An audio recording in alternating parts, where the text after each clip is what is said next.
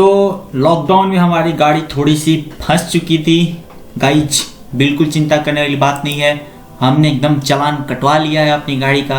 अब गाड़ी कहीं नहीं रुकेगी, गाड़ी एकदम सरपट 180 की रफ्तार से अपने नेक्स्ट लेवल पे जाएगी। तो चलिए, आज का हमारा प्रॉब्लम नंबर 8, चालान कटवाने के बाद ये हमारा पहला प्रॉब्लम है। तो पहला प्रॉब्लम क्या बोलता है, रूट्स ऑफ क्वाड्रेटिक इक्वेशन। भाई ये क्या, ये हम मैथ्स पढ़ रहे हैं? नहीं भाई, प्रोग्रामिंग ही है। देखिए, प्रोग्रामिंग हमने बनाया ही क्यों था? प्रोग्रामिंग पहले के ज़माने में बनता था मैथ्स वाले प्रॉब्लम्स को सॉल्व करने के लिए, क्योंकि मैथ्स में हमारे जैसे लोग होते हैं, लेकिन मैथ्स हमारे जैसे लोगों से पल्ले पड़ता है नहीं। तो हम चाहते हैं कि कोई एक ऐसा यंत्र आ जाए जो हमें मैथ सॉल्व करके दे दे। तो कोडरों ने क्या किया, बहुत अच्छा सा इलाज निकाला, प्रोग्रामिंग किया, और हम जैसे बच्चों को बहुत मदद मिली है कोडर से। तो आज मैं उनको तहे दिल से धन्यवाद करना चाहूँगा। तो जोक्स वोक्स तो चलते रहेंगे, समझते हैं हमारा प्रॉब्लम क्या रहा है, हमें करना क्या है। तो गाइज, आपको पता होना चाहिए हमारे चैनल पे व्यूज़ बढ़ते जा रहे हैं, तो अब मैं प्रोग्राम्स को एक्सप्लेन नहीं करूँगा। हमने एक भाड़ा पे आदमी बुलवा रखा है, इन्हें हमें बुला रखा है, ये अब करेंगे हमें प्रोग्राम और कोडिंग एक्सप्लेन। तो बेसिकली हमें प्रोग्राम में करना क्या है आइए समझते हैं।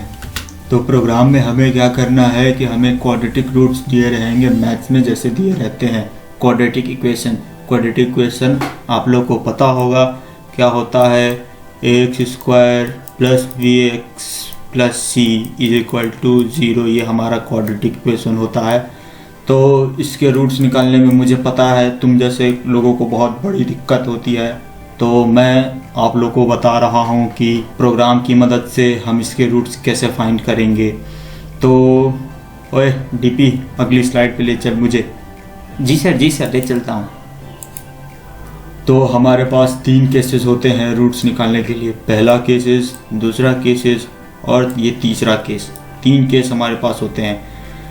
तीनों केस में सबसे पहले हमें क्या करना रहता है, डिस्क्रिमिनेंट की वैल्यू निकालनी रहती है। डिस्क्रिमिनेंट आप लोग को पता होगा, बचपन की टीचर ने आप लोग को मार के पढ़ाया होगा। That is equal to b² - 4ac। ये कहाँ से मिलेगा, b4ac यहाँ से मिलेगा। ये जो रूट्स के इक्वेशन दिए रहेंगे, यहाँ से a मिल जाएगा, यहाँ से b मिल जाएगा और यहाँ से c मिल जाएगा। मैं ज़्यादा एक्सप्लेन थोड़ी ना करूँगा, मैथ्स की टीचर ने आप लोगों को क्या पढ़ाया है। तो तीनों केसेस हमारे पास हैं। तो जब डिस्क्रिमिनेंट <0 होता है तो हमारे पास ये 2 रूट्स आते हैं। जब डिस्क्रिमिनेंट = 0 होता है तो हमें एक ही रूट मिलता है, और डिस्क्रिमिनेंट जब > 0 होता है तो फिर हमें 2 रूट मिलता है। अगली स्लाइड्स पे ले चल मुझे। जी सर। हाँ, तो कंडीशन लगाने के लिए ये जो आपको पहले पढ़ाता था ये बता चुका होगा आपको कि इफ एल्स स्टेटमेंट का यूज़ करके आप लोग कंडीशंस वाले प्रोग्राम बनाते थे। तो इसी के पढ़ाए हुए को थोड़ा सा देख लीजिएगा, मैं इसको नहीं पढ़ा रहा। तो अब मैं ले चलता हूँ आपको सीधे अपनी कोड ब्लॉक्स की स्क्रीन पे, वहीं समझाता हूँ आपको सारी चीज़। गाइज, मेरे कंधों पे बहुत बड़ी जिम्मेवारी आ चुकी है। अब मुझे ही लगता है ये कोड समझाने पड़ेंगे, क्योंकि मास्टर जी अब हमारे बीच नहीं रहे। अरे मतलब ऊपर नहीं चले गए, उनकी बीवी का कॉल आ गया और चले गए, बोला प्रोग्राम समझाते। तो स्टार्ट करते हैं। Welcome once again at Coding Halt. तो हमारे पास ये सर जी ने प्रोग्राम लिखा हुआ है, मैं इसी को एक्सप्लेन कर दे रहा हूँ। तो प्रोग्राम बनाने से पहले हम लोग को कंडीशंस पता थे कि क्वाड्रेटिक इक्वेशंस के अगर रूट निकालने हैं तो हमें डिस्क्रिमिनेंट चाहिए। डिस्क्रिमिनेंट अगर ग्रेटर दैन 0 होता है तो हमारे पास 2 रियल रूट्स मिलते हैं, वो दोनों रियल रूट्स ये होते हैं। और अगर डिस्क्रिमिनेंट = 0 होता है तो हमें रियल रूट्स तो मिलते हैं और दोनों इक्वल मिलते हैं, तो कि ये होता है।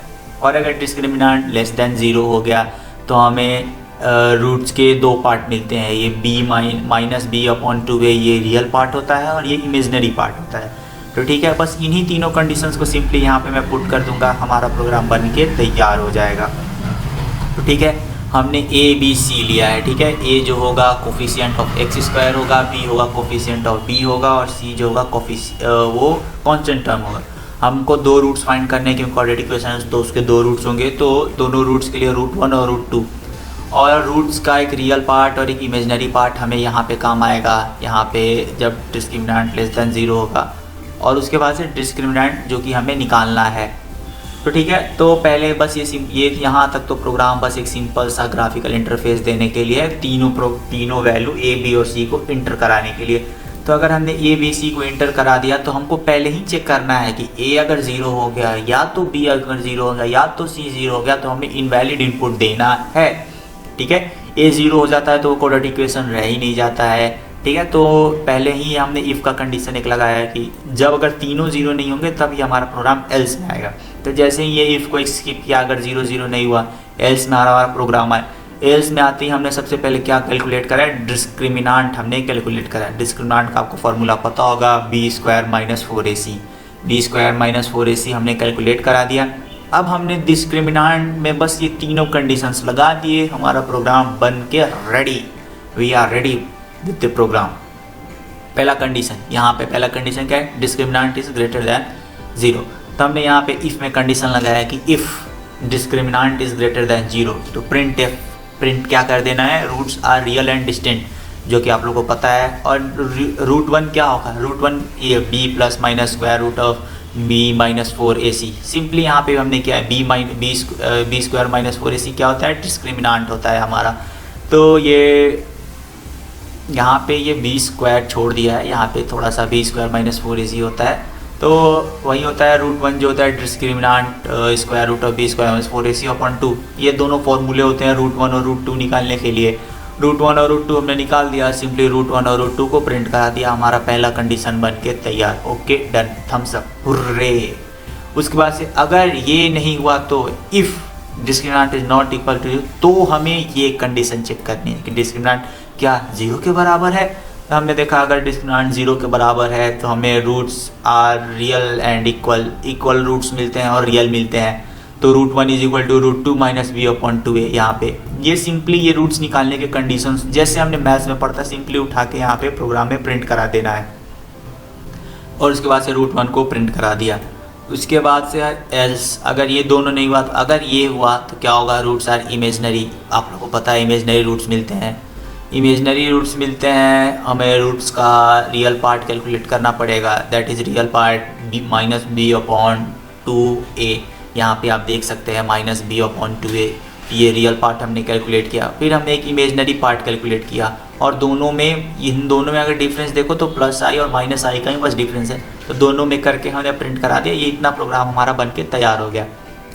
गाइस तो अब हम कराते हैं प्रोग्राम को रन।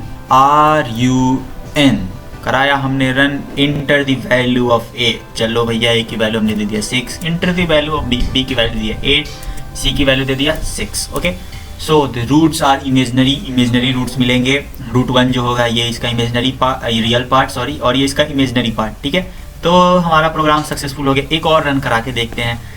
एक बार मैं कंडीशन ऐसा बनाता हूँ कि रियल आए, जैसे कि मैं b को दे दिया 8 और ए को दे दिया 8 तो b को दे दिया 9 और c को दे दिया 1।